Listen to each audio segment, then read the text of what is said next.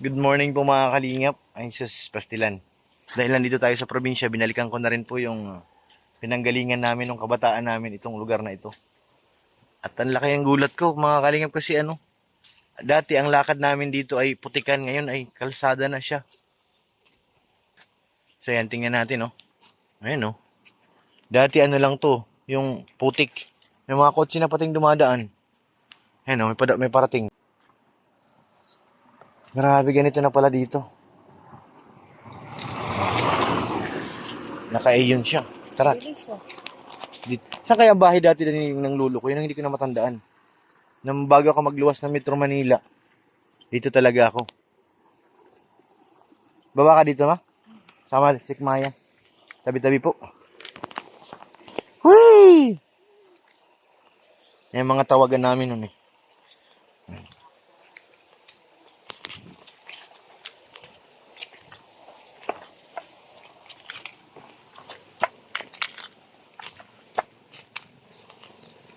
Hagkataasan naman ang masyado na matatayog yung nyug. Masyado na matataas. Dito talaga yung bahay dati nila, Tay Piding, dito sa ano to. Amin ni Kuan, ang ngaran ini, lugar ini. Patag. Patag, oo. Apon ni dahal apon to agnaga gin katanumang kula. Dito sa kabila, sila muna nagano. Ini. Ako pupunti ba rito? Tanumang kula ka madi oreng kay gasto. Oo. Sayang naman liwat. Natagad man di hapon buga. So ayan mga kalingap, muli tayong nagbalik. Unang apak ko dito siguro mga ko, 9 years old. Yung bahay pa nun nila tayo piling doon sa taas. Yung isa pa, yung mataas na bahay, may silong. May kubo pa dito. Bilis lang ng panahon Tapos nga doon sa kabila, kinaano yun? Imun. Kaya sa harap, sa mga Tata Jimmy. Mga babuer na. Ganda. Si Maya? Nakauwi ka na ng bukid. Diyan kami na tinangungan ng mga gabi. May mga gabi din na tumutubo. Lutuan ng yan, kupra. Pag nagkukupra dyan. Oo, kulungan lang. Pwede ka mag-alaga ng manok dyan. Pahingahan. How many years? Lumang tirahan mo. Oo, sa lulo namin kina Neymaring. Ano yung tatanim dyan? Palay. Palay? Dati kasi Buhayan ba yan? nung malakas pa si Lolo Piding, dito talaga hindi nababa ng barangay. Isang gabi lang doon sa barangay, gusto nang umuwi.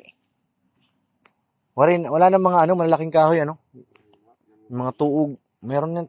Parang meron to dito. Ano yung may kamuting ka? Iba na yun. May kamuti. May yan, may mga kung saan lang sakop. Kaganda. Muli ako nakauwi dito. Dati ang kagandahan dito mga kalingap ng mga bata kami kasi dito walang tindahan. Kaya okay lang manirahan. Wala kang intindihin na pera eh. Sabihin mo kailangan bumili ng ganito, wala. Ang tindahan eh. Tapos bago ka makarating sa kabilang barangay, maglalakad ka ng 2 oras sa putikan. O kaya magbabangka. 1 oras mahigit, depende pa po yun sa agos. May hasyenda ka pala dito, Pierre. Hacienda Kuno. Kasi ang bantay dito dati yung lolo at lola ko. Tapos ngayon sila Tio Albert na. Sila na namamahala.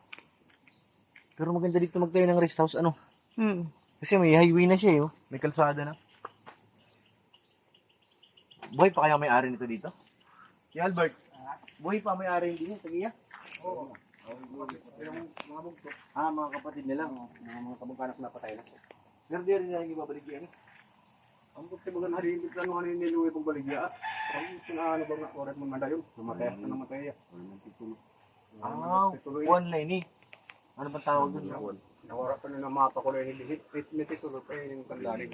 Pero, nakukuha ito pagbabayaan. Basta Ang kuha nila ng amilyar, hindi na kasi paghulog, bayad kada tuig. Makukuha na lang dito, no? Oo, kumbaga itatag na ito, hindi yung magkukuha na i-gastos. Lahalang ano mga murari. May mga manok. Dito pala magdatanim ng palay. Ayan. Ayan na, oh. Nilinis na para mataniman ng palay. Ayan.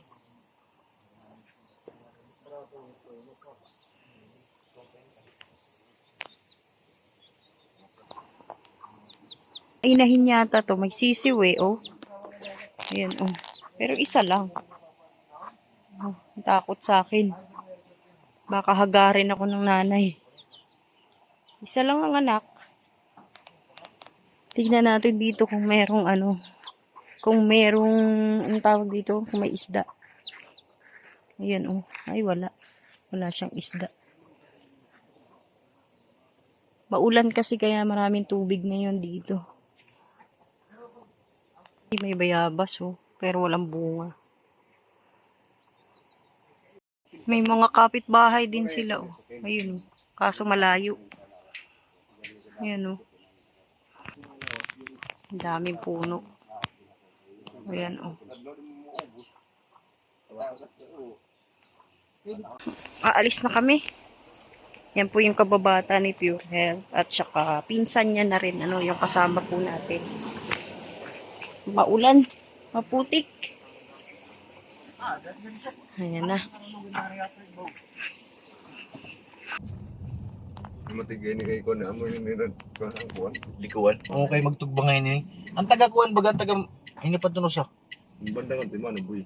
Taga, Ang mga tagbaw. Mataas. Pananlote. Dito ako nung umuwi kami ng madaling araw, ma. Dito naglalakad kami ni Tio Edo. Siguro mga 10 taon lang yata ako nun. Lalakad kami dito pag-ahon. Tapos biglang, ay, madaling araw, kabilugan ng buwan. Tapos nakasando lang ako, may dala akong isda, kabaldi. Galing kami sa pananagat nun. Day, parang malamig. Pag-angat niya ng yung lampara na malaki, biglang bumangon sa likod ko na palaki. Ang laki talagang ibon. Takbo ako ay. Sabi ko, huwag kang tatakbo, papatayin tayo niyan. Eh, hindi na yun ordinaryong ibon at madaling araw eh. Talagang pag lumipad siya, yung mga dahon ng ganyan, kita mong bumapagpag eh. Tapos dumapo sa malaking puno. Hindi may aswang dito. Parang ang pagkasabi ng paliwanag nila, aswang daw sa kuweba yun. Ah, Sa kuweba. Kumapatay daw talaga ng tao yun. Asan yung papasok doon dati sa bariw? Saka din hindi agad masira. maulan. Pero kung walang dadaan dito ng malaking truck, wala naman po. tatagal to. Alas puro bug sila lumadan dito. Kasi kung truck ang dadaan, wala to. Kung nida yun. Wag, bitak-bitak ka agad yan. Wala naman pupunta ng mga truck dito. Mayroon yung pambangungan ng kopra. Kaya nag-uuling. Oh. Yung namimili ng Niluluto. Ayun na, mausok. parang baga dun sa dait, pag kaya ginawa ng kalsada, kung may mga quarry, May Kuha na bibili ng ng buwan. mga buko. bukuan ng buko. Doon kasi sa dait, madalang doon gawing kupra. Puro buko na. Buko pa lang, inaano na. May nagkukupra man doon, medyo yung mga malalayo. Marami dun pinya. Pinya ang capital city yun, ng Pinya. Oo, yun marami. Pero ang tatamis Yan no. mga pambubong. Ayan. Titingnan ko kay nanay, bubo kung anong pwedeng gawin doon. Okay.